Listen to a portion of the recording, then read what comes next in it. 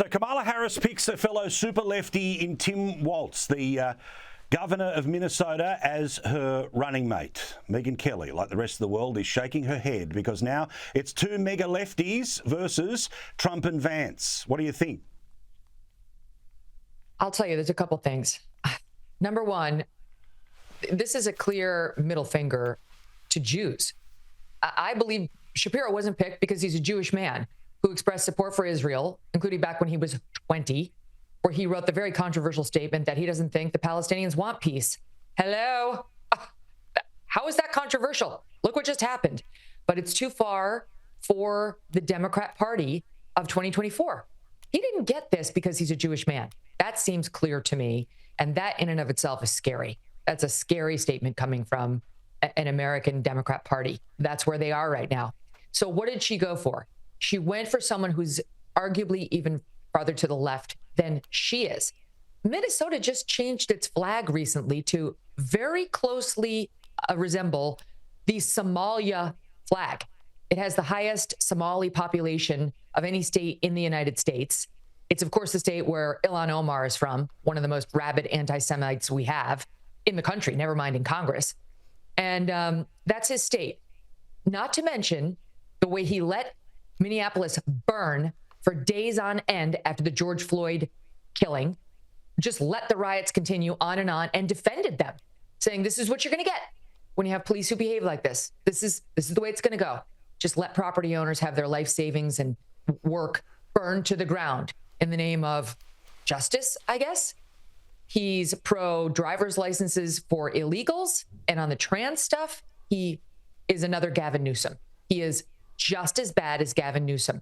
He literally signed a bill that says your child can be taken away from you if you do not get him or her, quote, gender affirming care. And what he meant, he spelled it out, was puberty blockers, cross-sex hormones, and surgeries. So if your minor child, because he's autistic, because he's being bullied, because he's having some sort of social adjustment problems, comes home and says, I think I'm a girl and I want estrogen and I want sterilization drugs, basically puberty blockers into cross-sex, and I want my penis chopped off. You're a 14-year-old boy. If you do not say yes, Governor Walz wants him taken away from you. That's a law that he signed. He also has mandated tampons in the bathroom in the boys' rooms. This is who she picked. And this is not an old man. He's 60. So is she. So this is the Democrats saying, this is the kind of leadership we want set up for the next 16 years. She could be an 8-year president. He could be the 8 years after that, and they'd still both be younger than we have over on Team Trump, not to mention what Biden was. So this is genuinely scary, how far left this guy is. And don't be fooled.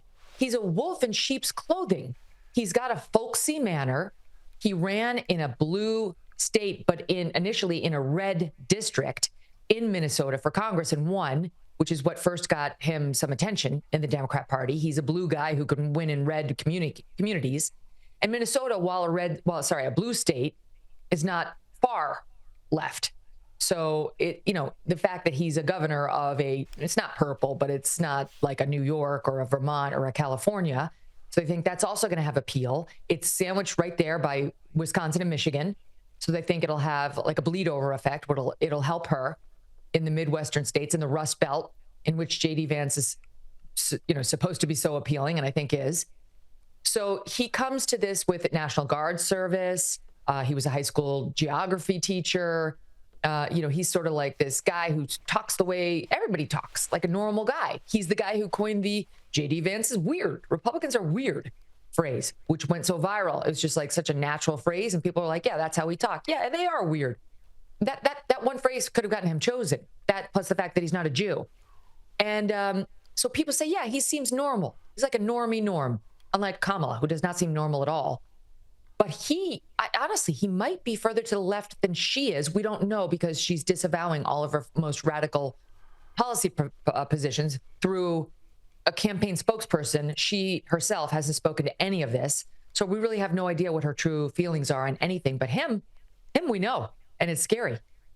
Well, it also seems that, look, he's a woke wolf in sheep's clothing, and he has this rhetorical device that so many politicians on the left use in particular, which is when they spit in the face of tradition, they turn around and say, well, that's just you just starting a culture war. In fact, one of the quotes about the flag change, right, which clearly was done, as you say, for the changing population, quote, "While Republicans are going to be talking about this, I'm going to be building roads, bridges and water treatment plants. While Republicans are going to be talking about this, I'm going to be making sure that kids are eating and we are creating jobs." Now, this is that perfect example, right, which is they come up, they slap you in the face, and then when you react to the slap in the face, you're the one with the problem.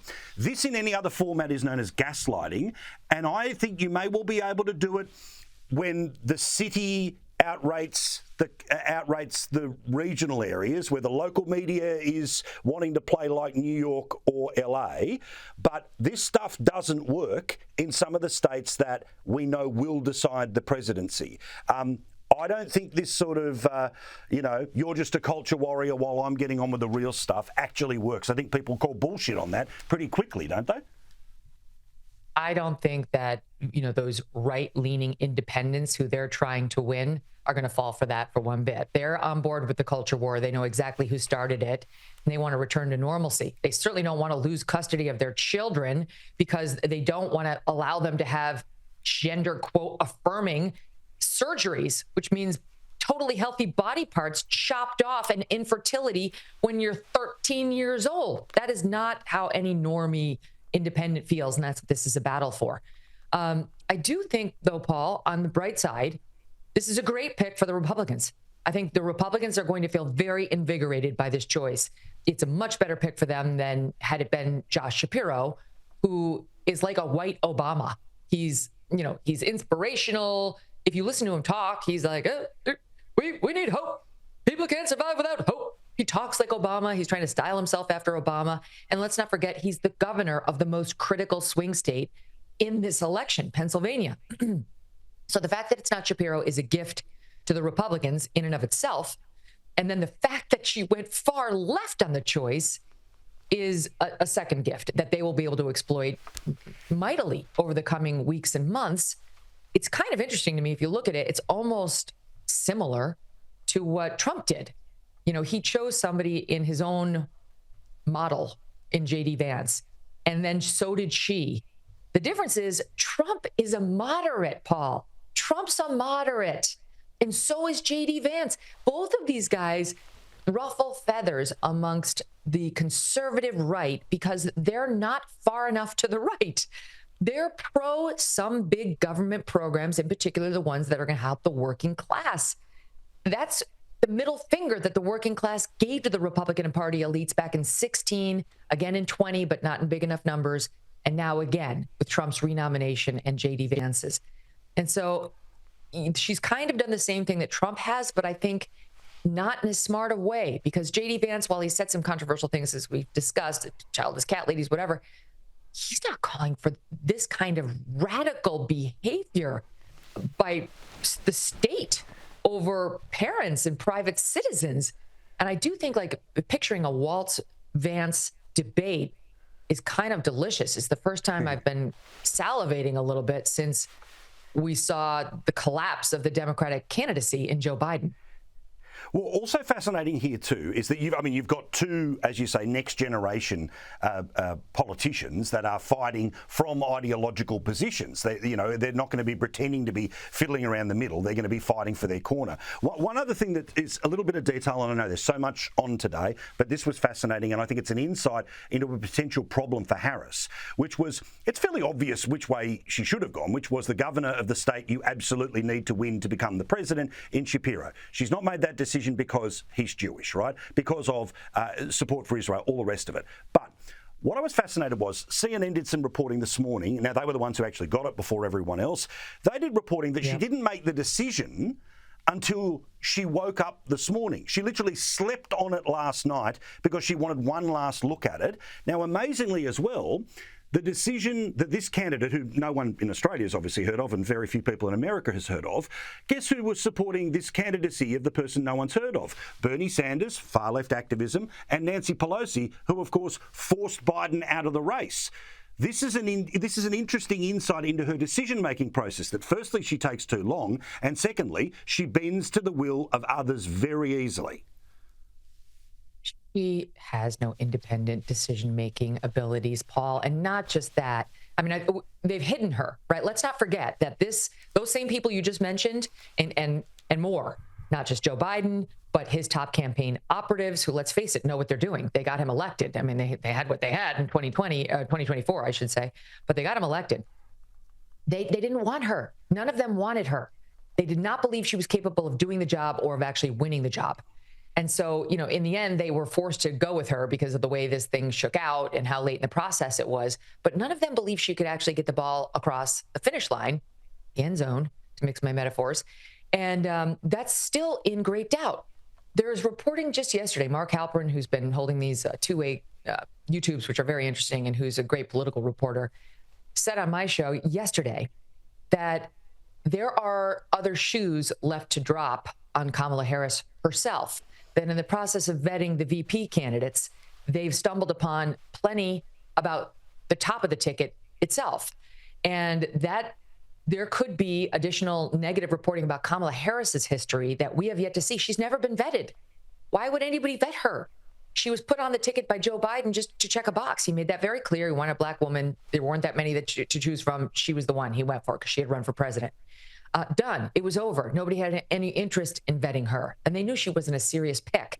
And she hadn't been seriously vetted for anything prior. She'd been elevated in a far left state for taking far left positions and being a reliable far lefty who had the blessing of their biggest far lefty, one of them, Willie Brown, was a political heavyweight in California and a lefty himself. Now, this first time, we're taking a deep dive into her background, and I think there's going to be more coming out about her. So that second in command better be a very solid choice, and it doesn't look like she chose somebody who is. I mean, she's officially the nominee, but who's to say they'll stick with her? At this point, there could still be another chess piece to move between now and November, and I'm hearing more and more Democrats say, just keep your eyes open, be ready for anything, because her position may not be as secure as we thought it was. One of the many reasons we love talking to you is that you put some confidence into our heart and steel into our spines. And I've got to say, I've taken some of your lead after listening to what you've been doing on your show and these conversations about fight, right? They're always going to be mean. They're always going to be nasty. Don't fall into it. Don't fall into their games. Fight, and see where the result ends up being, right? That's very true. I think it's desperately important that Trump starts to hit the ground with a sense of urgency, because I know he can tweet and I know he can do an interview, and I hope he does a town hall every couple of weeks and looks like he's interacting with people as a way of sending the message that she's not. But with a campaign that is like this, we know Harris is about to go on a multi-state thing, and that'll be a whole media obsession. Do you think that Trump has to start the sprint now, that he has to start behaving like it's a month to go now? Yeah, I do. I think we're getting a little late already. I think, she's had 2 weeks of fawning media coverage in which he seems to be struggling to define her in the way he's very good at doing normally. And I haven't seen it. I've seen a couple of ads. They've been decent. They're not everywhere. And she's running with the media narrative, and he's got to do what he always did. That's why, honestly, I know that this is controversial, but I think the comments he made at the National Association of Black Journalists event were smart, because it got him the earned media coverage that he was so famous for back in 2016. He would say controversial things. He would completely dominate the news cycle for days. Yes, it was negative, but people were hearing about him nonstop. And in that message, just like we've seen in so many of the others that Trump says that are controversial, he reached a core block of his voting base that nobody else was really listening to. You've seen all these black men post on Twitter, on elsewhere. They agreed with Trump. They don't see her as black. They saw her touting her Indian heritage far more than her black heritage, and they felt like they knew why. So, it's like we always are so quick to to judge Trump, and we don't know what he's being advised, what he knows that we don't know, or whether it's just instinctual. But it served him extremely well when he was running from nowhere, from the wilderness back in 15, 16, and all the media was universally against him. And I think he's got to go back to that. I actually think getting all of the unearned media or the earned media coverage is a great idea. He needs to continue with that in order to wrest the coverage back from her, because right now we really are seeing a coronation. Now, having said that, I think there have to be some smart plays in there. And attacking the very popular governor of Georgia, Brian Kemp, to settle an old personal score because you don't like that he didn't back your election claims is not one of them. That's just stupid. It's just stupid. It's Trump's narcissism that makes that kind of a decision. And just nobody should support that. We already lost the control of the U.S. Senate to the normies because he did this after he lost and he ruined the Georgia Senate runoff. And there's just no sense in going back over Brian Kemp. Women in Georgia who want to vote for Trump prefer Brian Kemp. Why would you do this? You've got to find a way to check your ego. But I don't know who can speak to Trump in a way that he would hear that message. Well, exactly. But I've got to say, again, little things that make you think, okay, it doesn't matter where the narrative is, some reality is going to kick in here. The economy this week, international affairs this week, also the inevitability of how the Democrats, I mean, there's no way they're going to be able to keep away the psychos from the convention, even though they've made the choice here to obliterate the more obvious pick. And I agree. He has the capacity to make the smart decisions, but if we're going to litigate 2020, he loses 2024. And with the stakes where we are now, with this completely untested top of the ticket and this nutbag backing it up, they used to say it was the all-in election. It is now the all-in election, and the place where you must go each and every day is the Megyn Kelly Show, Sirius XM. Get it on podcast, find it on YouTube, or with us each and every week here. Megyn, enjoy the ride. Oh my gosh, Paul, I'm looking forward to it, sort of.